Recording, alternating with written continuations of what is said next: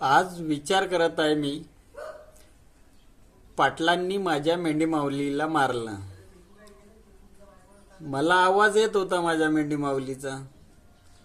मी तसाच गेलो.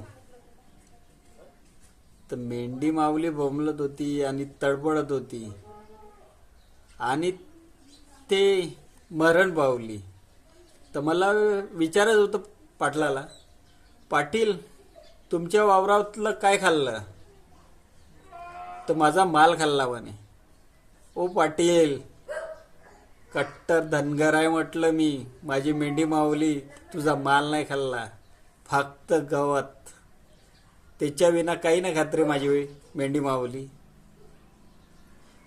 बाळू मामा सर्व बघतो, कर्माचे फळ भोगावं लागल. अरे ज्या मेंढी माऊलीपासून तुला थंडीतून वाचवलं, त्या मेंढी माऊलीला मारलं तू ना.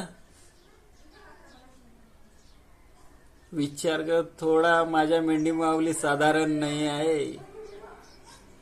बाळू मामा सर्वांवर लक्ष आहे, कर्म भोगावं लागल. बोला बाळू मामाच्या नावानं चांग भलं.